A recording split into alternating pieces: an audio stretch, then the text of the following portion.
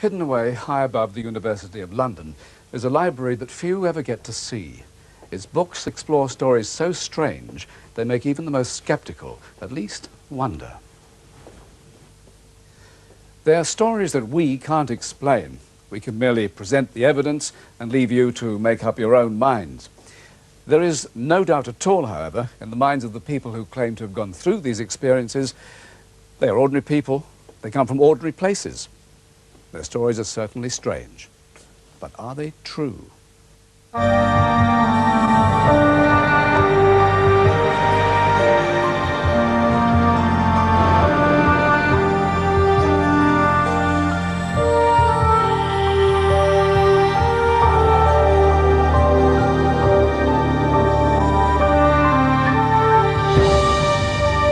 Meet Harry Price, psychic investigator. He spent a lifetime collecting all these books in his quest to explain the unexplained. When he died, he left them to the university, where they've continued to baffle the keenest brains around. Tonight we have two extraordinary stories for you, told through drama reconstruction and interviews with those involved. One is about an Irish family, separated in childhood and now reunited by a woman who says she's the reincarnation of their mother. But first, the naked eye can see stars hundreds of light years away. The most powerful telescopes can see hundreds of millions of light years away. In all that space, is there even the remotest chance that there are life forms elsewhere in the universe which can reach us? And if there are, why would they choose to descend on one small town more than anywhere else? Todmorden, buried deep between windswept Pennine moorlands. Obscure, isolated, and the epicenter of UFO activity in the British Isles. A tenth of sightings are around this town alone. Our story begins with a discovery in a coal yard which even now, more than 10 years on, remains a mystery. He's up there. Alan Godfrey, at the time a constable in the Todmorden police force, was called to the scene. He wasn't there a few hours ago. Lying on top of a pile of coal was a man, dead. He had this terrifying expression. I can only describe it as whatever he last saw really terrified him. There was no footprints belonging to him, disturbance on the coal. And so, how did he get up there? You know, I couldn't work out. Control. Message over. I could see that on the top of his head there were individual burn marks, and at the back of the neck there was a rather large weeping type of burn, and there'd been like an ointment smeared on it. The dead man was Zygmunt Adamski, a retired miner, who disappeared 5 days earlier from a town 20 miles away. The coroner had to record an open verdict. He's still baffled by the questions surrounding the case, like what was the substance on the dead man's neck? This is one of the most puzzling cases that I've come across in 25 years. If somebody proved to me that UFOs exist and that there was one around there at that time and that in some way we could associate it with this case, then perhaps I might say I'd only raise half an eyebrow. On the moors above Todmorden, next to what's said to be the highest bus stop in Britain, is the Deerplay Inn. One night in 1989, the landlady awoke to see an amazing sight. Well, I never took UFOs seriously at all. So one night my husband came into the bedroom and I was asleep, and he came in and said, "Come on, look at this, Val." And I came into the lounge and I saw this light behind that cottage there. It went right across the moor. It went about 50 miles an hour, came on the car park and lit the car park up like it was daylight. Absolutely like daylight. I can't believe it. I just don't know. My husband said to me, "Well, explain that," and I can't explain it. A few miles away, at about 7 o'clock one evening last August, Joanne Elledge, Sarah Wolfenden and Amy Connolly were out with friends. We were just walking up the road, along the road, and one of our friends said, "You know, what's that over there?" and jumped on the wall. So we just got on the wall and had a look, and it was just like behind us, just above the forest, and it just seemed to be hovering, and watched it for about 10 minutes. Couldn't believe that there was something there that weren't an aeroplane or a helicopter or anything like that. We knew it wasn't a normal aircraft or anything. Gosh, not really. Yeah, we just couldn't say anything, just kept watching that. But the most extraordinary story must be that of Alan Godfrey, the policeman who made the find on the coal heap. 5 months later, he was on duty early one morning when there were reports of cows loose on a council estate. I've been sent to investigate this herd of cows. So I was driving up the road here, and I was going to turn right up Fernley Road there to the council estate when I could see in front of me up here this object. It looked to be completely blocking the road. As I get nearer and nearer towards this object, I could see that it wasn't quite what I was expecting to meet at 5 o'clock or whatever on a November morning in Tomerding. It was diamond-shaped. The bottom half of the object was spinning. It was hovering about 5 foot off the ground. I could see underneath it. It was about 20 feet wide, 14 feet high. Try HQ. I tried that several times and it just didn't work. I just couldn't contact anybody. So I picked my clipboard up and I started drawing a sketch of it. And then suddenly, I was at the other side of the object and it had gone. It had, was like another 50, 100 yards further up the road driving.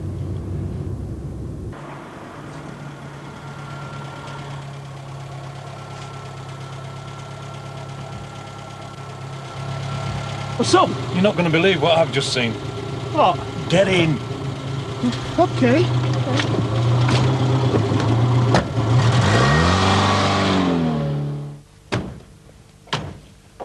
So we got out of the car and we examined the road surface, which was like a whirlpool dry. Something really hot had been hovering above there. We could see all these loose leaves and broken branches there, so he was convinced something had been there. We thought it might have gone in, this object, wherever it had gone, it might have gone into the adjoining park. When we got in there, we could see this herd of cows right in the middle of the rugby pitch. It had been raining all night, but there's no hoof prints belonging to them. How they got there, it just looked as though, plop, somebody dropped them there, you know? It sounds incredible, but Alan Godfrey isn't the only one who saw something in the same area on the same night. Another witness was school caretaker Leonard Smith. When I came round the corner to check the grounds, I looked up in the sky and this UFO was up in the sky, approximately over where I later learnt the area where Alan Godfrey had his experience. I didn't know at the time. Now the object shot across the valley 4 times, backwards and forwards, and it vanished over the hills. Then there's John Porter, one of 5 other police witnesses that night. An hour before Alan Godfrey's encounter, he was out searching moorland quarries for stolen motorbikes. We were walking down the moor from the main road. Something told me to turn round. I turned and in the sky was a very cold steel blue light. It moved in a sweeping arc across the sky, about 12 miles, I would estimate, in 1 second. Eventually I went up the road and observed this same cold steel blue light sweeping away in a low arc towards Todmerding, and that's the last I saw of it. Despite this support, Alan Godfrey became more and more troubled by the most puzzling part of his experience. After it had all happened, I realised that there was half an hour missing from me drawing the object to me turning up at the other side of where the object had been. I was really curious, you know, I wanted to know what had happened in that half hour. I persuaded him to undergo regression hypnosis, and 2 experiments were set up with 2 doctors who specialised in hypnosis. The hypnotic regression sessions were videotaped, and during them Alan fills in the missing time, the gaps in his memory. Alan describes getting out of his car, looking at the object. Then he sees a light emanating from underneath it, so he gets back into his car, finds his car won't go, and then he's engulfed in a bright white light. There's a light. Shine a light.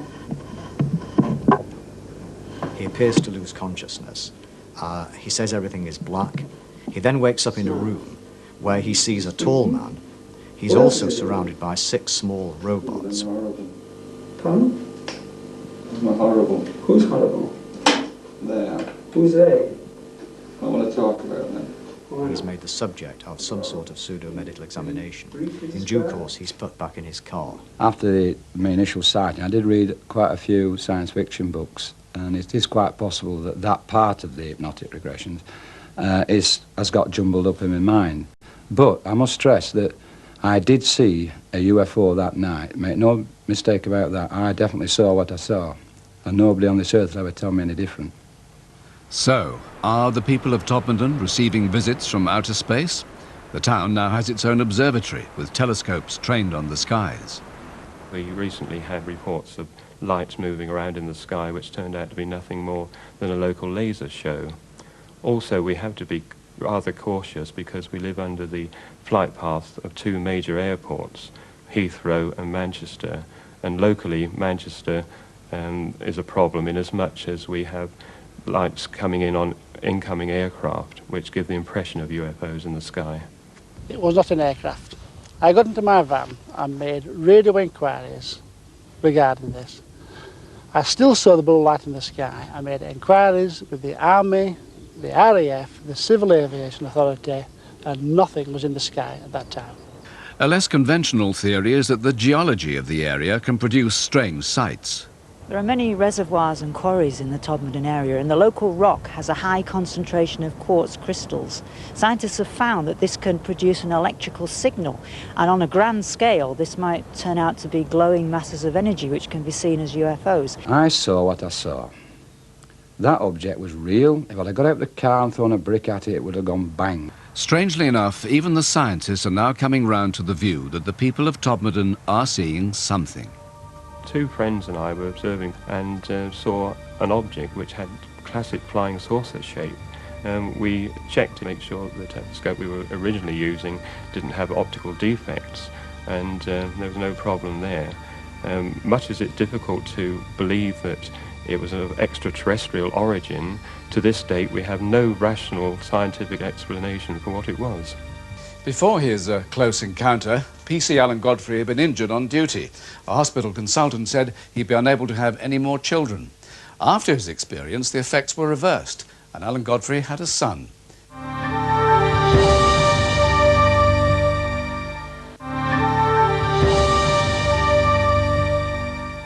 Can the human personality survive death and be born again in another body? Not a prospect that all of us would relish, but surprising though it may seem, across the globe, those who believe in reincarnation probably outnumber those who don't. Reincarnation is one of the oldest beliefs, dating back to 1000 BC in India. When they're close to death, some people in Alaska believe so strongly that they even choose their next set of parents. The woman whose story we're about to tell believes reincarnation explains the dream she's had ever since she can remember. Jenny Cockell looks like any ordinary mother. Happily married with 2 children, she lives in the Northamptonshire town of Towcester. But Jenny has always believed that she is also the mother of another family. For as long as I can remember, I've had dreams of being Mary in Ireland and dying while the children were still young, not grown, in the 1930s. Terrible dreams of being alone in a room in pain, not at home, and knowing that there was nothing I could do to ensure the safety of the children's futures. During waking hours, I remembered happier memories from the life as Mary. I remembered the children at meal times. But Jenny also sensed trouble in the family. I didn't know quite why I should feel so uneasy and so concerned, what it was that I was really afraid of. Something I was shutting out. Shut up, you bitch! You get up! Get up, bitch! The memories were a little bit like pieces of a jigsaw. Some parts were very clear, some parts were vague, and there were so many bits that seemed to be missing. It was difficult to try to get the whole picture. As soon as she could pick up a pencil, Jenny began drawing maps of the village she saw in her mind, the main roads, the station and her cottage. And when she got a school atlas, she could even locate where it was. After several attempts, just shutting my eyes and allowing myself to be drawn to a place that might feel familiar, I found that Malahide was named just north of Dublin. For years, Jenny kept these strange visions of Ireland to herself, until at last she could hold back no longer. She had to find out if the memories meant anything. She began at her local bookshop, ordering a map of the Malahide area to confirm her childhood drawings.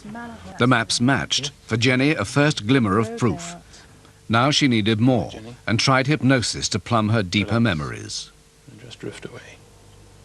Just drift off into deep, deep relaxation. 1, 2, It sharpened up a great deal of the detail. 3, There's one of the churches I saw the outside fairly clearly enough to make a little drawing afterwards of it. And standing at the end of a jetty, wrapped in a dark shawl, it was dusk, and I remembered waiting for a boat, but I had no idea who was on the boat or why I was waiting for a boat. You see where you are? But were these real memories, or just an overactive imagination? It gets difficult to believe that when you see the consistency of the facts and the findings of the memories between one session and the next. And Jenny's been through several sessions of this at different times, and each time she's been consistent in what she's been telling me. It was enough for Jenny to invest in a trip to Malahide. This was the first time she'd been to Ireland, and yet she felt certain she'd been there before. I didn't need a map, I knew my way around.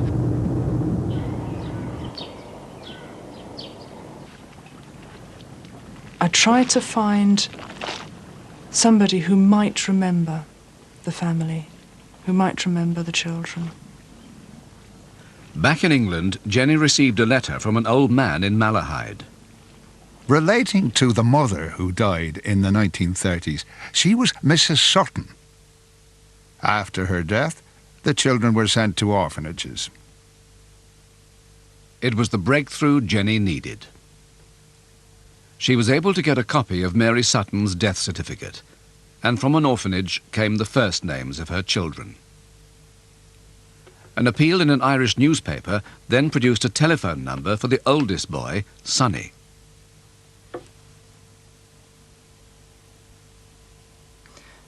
Hello, my name is Jenny Cockell. Sort of frightened me. And I've been trying to in one trace way. members of your family. And I said to my wife, there's something weird here. So I don't know who this person is. I said, how did she come to know so much about the family? You said that she remembers about the jetty. Well, I explained to her that I used to have a little job as a caddie, and we used to row over to the island, and in the evening we rowed back again. Thanks very much, Mr. Nugent. Well, Sonny. And she greeted me at the top of the steps. And she used to cuddle me. Great boys we are. With Sonny's help, the picture was finally becoming clear. The pieces of the jigsaw were going in and making things a lot easier to understand. And most of all, he was able to explain to me what I had been afraid of. My mother was a loving person. She loved her husband and she loved her family. Can you just read it through there for me again? But my father was the opposite. My mother was only there for the convenience. He was cruel to my mother. He was cruel to his children. You've been out spending all the money on the drink. He'd come home from work and he'd be socialist drunk. Then start belting her around. And then many a time I used to get between him and my mother. But I saved my mother. Mary Sutton died at the age of 32. Her children were taken away, all except Sonny, who had to keep house for his father. It was very painful because I've lost my mother, and now then I was going to lose my brothers and sisters. And when they were taken away, it was very, very hurtful and very painful. I knew that I couldn't settle until the family were reunited. That part of me that was Mary needed to see the children happy. One by one, Jenny tracked down not only Sonny, but all the surviving Sutton children. And a few weeks ago, at the home of youngest sister Betty, they were reunited, all together again for the first time in 61 years. Hi, Christy. It's Betty, is it? It is indeed. How are you, love? Great, and yourself? Come on. Brothers Frank and Christy, Phyllis and Sonny. Unknown to Phyllis, she and Betty had lived within 15 minutes of each other for 40 years. And it's Phyllis who appears in the only photo of their mother, Mary. They're all about to meet the woman who believes she is Mary, back from the dead. Hi, Jenny. How are you? So, Jenny Cockell has reunited a lost family. But are they convinced she's the reincarnation of their mother? The priest only lives across from us, Father McCarthy. And I said, Father, to me, said I wanted truth now, I said. Do you believe in reincarnation? He said, that is all I can answer, Chris. He said, is that your mother is calling from heaven. And it's coming through you. Jenny's dreams are Mummy's thoughts. Basically, my opinion is that Mum wanted us all together again. And Jenny was the lucky one that she chose and put her soul into Jenny. That's the way I look at it. I wonder why the steps are there. And to complete the reunion, a homecoming. Back to the remains of the humble cottage in Malahide that the family left after the death of their beloved mother. She is back again. I believe that my mother is not passed on. She hasn't passed over, as we say. The wounds of the years of separation, the wounds of not knowing where my brothers and sisters were, those wounds, Jenny, is healed now. Because now I know where they are. I know they're alive and well. And those are our stories. I don't think you'd argue about their strangeness, but whether we believe them is for each of us to decide. Harry Price spent most of his 67 years on this earth trying to find the answers to such mysteries. But he didn't gain much public recognition, and he died in 1948, a disappointed man. If he'd lived until today, he'd have seen more and more people following in his footsteps, visiting psychics, experimenting with hypnosis, trying to communicate with the spirits, or simply just reading their horoscopes. Yet whatever we do, the truth remains as elusive and as tantalizing as ever. For now, good night.